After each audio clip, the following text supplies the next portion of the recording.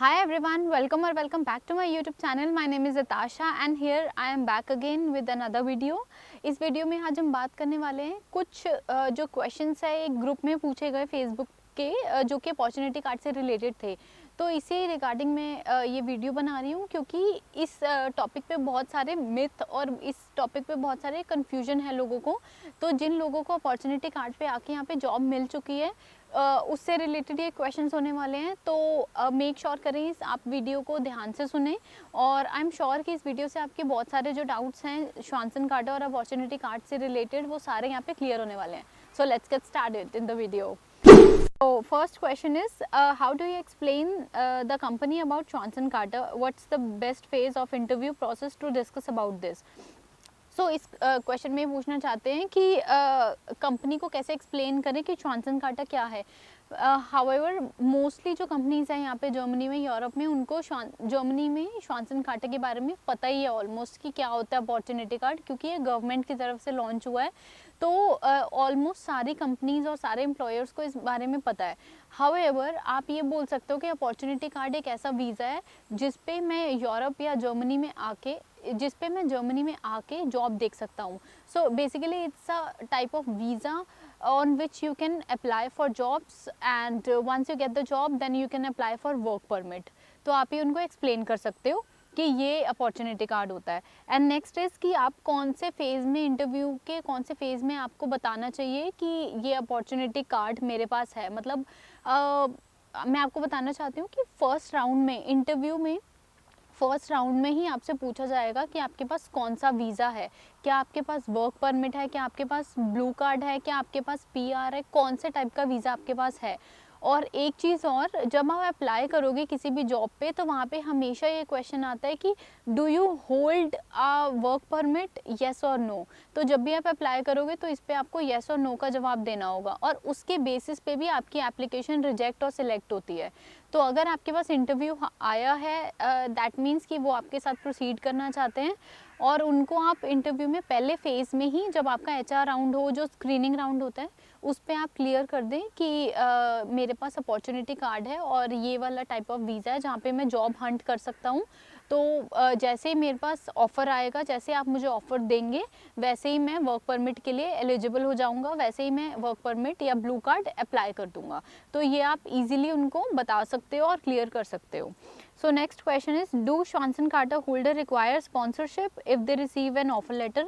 So answer is no.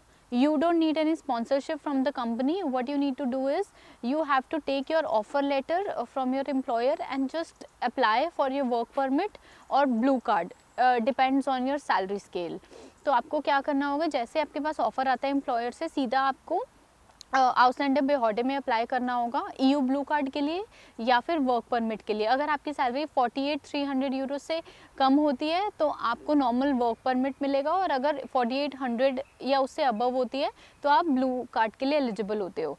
तो ये criteria है और स्पॉन्सरशिप की कोई ज़रूरत नहीं है. बट कुछ एम्प्लॉयर्स ऐसे होते हैं जो खुद से ही वीज़ा प्रोसेस करते हैं, तो ये डिपेंड करते हैं एम्प्लॉयर पे. बट आपको उसकी नीड नहीं है क्योंकि you just need an offer letter और एक डिक्लेरेशन फॉर्म होता है वो आपको भरना होगा. और अगर आपको उस चीज़ का भी डिस्क्रिप्शन चाहिए और उस चीज़ के लिए भी क्लैरिटी चाहिए, so I can make another video on that.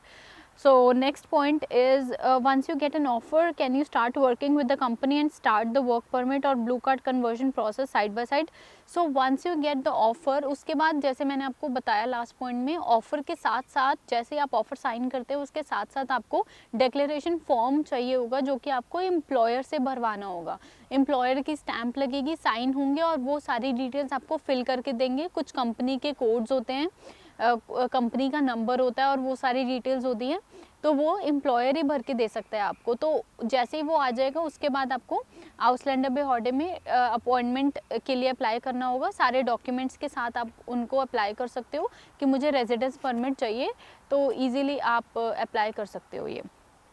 And आप साइड बाय साइड नहीं कर सकते. इस क्वेश्चन में ये भी है कि आप साइड बाय साइड अप्लाई कर सकते हो work permit. So answer is no, you can't apply side by side. Once you get the offer, once you get the declaration form from employer, then you can apply for the further process. Before that you can't apply. So next question we have is, once an offer is received, what is the next step? Do we apply for work permit or blue card? So I have already answered this question, that you have to apply for work permit once you get your employer, once you get offer from your employer, and also your declaration form. Next question is there a cost for the conversion of opportunity card to work permit or blue card? So इस question में ये है कि क्या कोई cost लगती है? So answer is yes. It is the cost is involved obviously, and there is amount somewhere between 93 to 100 euros. I'm not sure. I think it's 93 euros or 96 euros. सो वो आपको देना पड़ेगा जब आपको वर्क परमिट के लिए बुलाया जाएगा, बायोमेट्रिक के लिए आपको बुलाया जाएगा आउसलैंड बेहौडे फॉरेन ऑफिस में, तब आपको ये फ़ीस पे करनी होगी. तो आपको कार्ड से ही पे करनी होगी, वहाँ पर कैश नहीं अप्लाई होता, कैश से नहीं पैसे लिए जाते, वहाँ पे आपको कार्ड ही लेकर जाना होगा और कार्ड से ही पेमेंट होती है. What we have next is, from what I have seen from group, there is a delay in conversion and getting the termine for conversion. Is there any way to expedite this process? So answer is no. There is no basically there is no option to expedite this process, क्योंकि यहाँ पर जैसे मैंने आपको बहुत पहले videos में भी बताया कि फॉरेन ऑफिस में मतलब काम का लोड बहुत ज़्यादा है और एम्प्लॉयज़ बहुत कम है, तो उनके पास वर्कलोड ज़्यादा होने की वजह से और मतलब काफ़ी ज़्यादा वर्कलोड होने की वजह से वो लोग इस प्रोसेस को मतलब वो लोग फाइल्स को जल्दी प्रोसेस नहीं कर पाते. वर्क परमिट और जो भी सारे काम फॉरेन ऑफिस में होते हैं उसकी वजह से वो सारे डिले हो जाते हैं, क्योंकि वहाँ पर एम्प्लॉयज़ कम हैं. तो आपको ये लेकर चलना है कि आपको एम्प्लॉयर को पहले ही बताकर चलना है कि मेरे को एटलीस्ट 1.5 to 2 मंथ्स लगेंगे अपना वीज़ा कन्वर्ट करवाने में. तो वैसे नॉर्मली जो जनरली वर्क जो नोटिस पीरियड होता है जर्मनी में वो 3 मंथ्स होता है. तो वैसे भी एम्प्लॉयर्स उस चीज़ से यूज टू होते हैं, तो उनको इतनी प्रॉब्लम नहीं होती अगर आप उनको ये भी बोलोगे कि 3 मंथ्स का होता है, बट वो ट्राई करते हैं कि आप as soon as possible join कर पाएँ. तो अगर आप उनको बोलोगे कि मुझे at least maximum max to max 2 months का टाइम चाहिए अपना वीज़ा एक्सटेंड करवाने, अपना वीज़ा चेंज करवाने में, तो वो लोग समझ जाते हैं. And if they like you, if they want to keep you as an employ, then they will obviously give you the time. So don't worry about that. Take max to max time from employer so that you can easily convert your visa from opportunity card to work permit or blue card. So next we have is, what is the difference between work permit and blue card? So work permit and blue card. So work permit is normal work permit which comes under 18A, section 18A and section 18B. And next we have is EU blue card.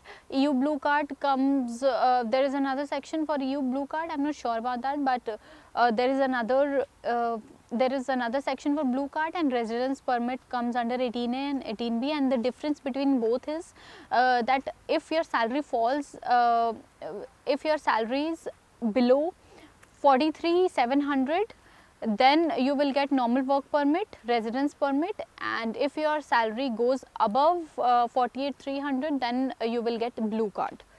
So this is basically general standard rules here. And yes, and another question is that how does one know which category we fall? So basically, like I already told you, the salary bracket. So once you are in the same bracket, salary bracket, then I would say that you can apply for a blue card. It totally depends on your salary basically, so you can apply according to that. And yes, this is all what we have for today's video. So if you have any other questions, you can let me know in the comment box. I'm happy to help you, and see you in the next video. Bye bye.